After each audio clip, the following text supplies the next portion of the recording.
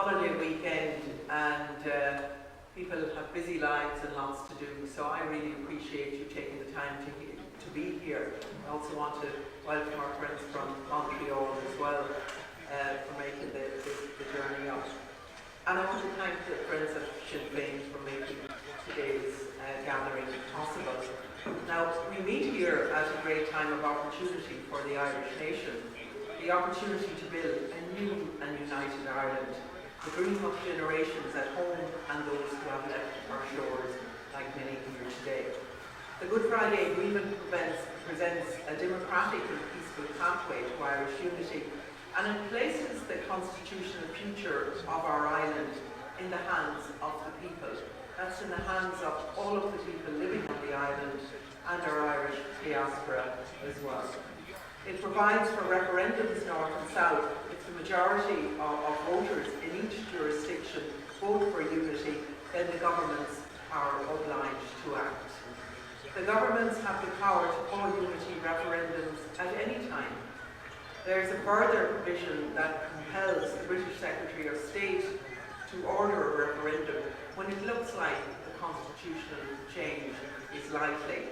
This was drafted to prevent the British government from infinitely refusing to hold a referendum.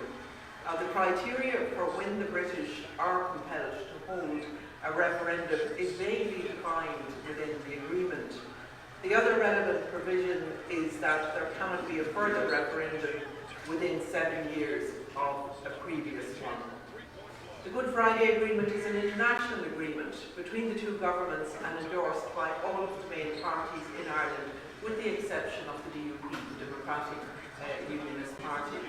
The agreement was put to the people and supported by 72% of the people in the north and 94% of people in the south.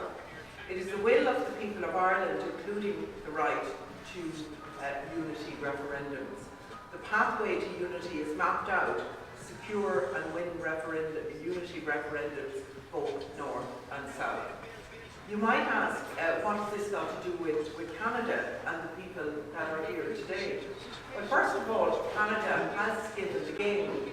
A generation has growing up knowing relative peace, and that was made possible by the involvement of the Canadian government appointees dealing with the most sensitive issues in the peace process. General John Chastelain headed a commission dealing with weapons decommissioning, a vital element in the wider issue of disarmament and demilitarisation. Judge Corey ruled on the need for public inquiries into the series of killings during the conflict. All but one relating to human rights solicitor Pat Finirkin have been concluded. So in short, the Canadian appointees gained the confidence of all sides in the conflict and allowed for progress to be made. The Irish in Canada and supporters of peace have been vocal in securing, protecting and implementing that agreement. They have asserted the civil rights and equality for all. When the then British government sought to impose a hard border across Ireland as part of Brexit, the parties in the Canadian Federal Parliament made clear that there would be no new trade deal if the Good Friday Agreement was not protected. The progress we enjoy in Ireland today is part due to the international community, including Canada, as I said. And the Good Friday Agreement is in part your agreement. It is your agreement as much as it is anyone else's. But the agreement is not a settlement. It is a set of rules and institutions to deal with the past, present and future political differences. Jerry Adams, one of the negotiators, likened it to starting a journey where the final destination is yet to be agreed. Momentum is growing for Irish unity. The Parliament that meets in the north no longer has the overall unionist majority.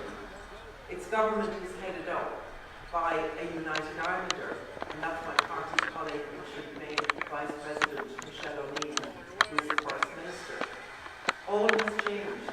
A state that was gerrymandered to have a perpetual unionist majority is gone. The future is in the hands of the people, and a growing number are opting for Irish unity and full membership of the EU over Brexit and be ruled from Westminster. Now, I know because I lived in London for a long time, Westminster don't really care an awful lot about what happens north of Waterford Gap. And many of you are familiar with England would recognise that. The Good Friday Agreement provides a pathway for political changes, provide the opportunity to win unity referendums. So the position of the British government will always be to deny and to defer, to try and frustrate the process of change. We are all at the point where change can no longer be denied. However, we face an Irish government under the leadership of Micheál Martin that refuses to grasp this opportunity and begin the process of planning and preparing for referendums. A leadership that refuses to advocate for unity, albeit that within all of the political parties in the South in their constitution, there is the commitment to reunification. So his party has prospered under the status quo.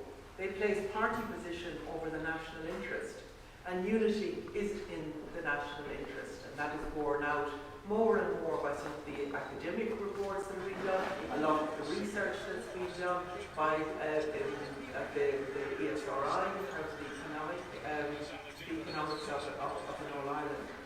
A united Ireland must be a new Ireland. It is much more than bolting on the north to the south. There is an opportunity here for us and win unity referendums. So simply, if you support the Good Friday Agreement, then you support all of it, and that includes the right to referendums, the rights of the people to determine their constitutional future. And that's what it boils down to, is people having a say in their own affairs across the island. So I very much look forward to this afternoon's discussion, to hearing from yourselves. I don't want you to go out of this room without having the questions answered that are in your heads here today. So, Gordon, go for that.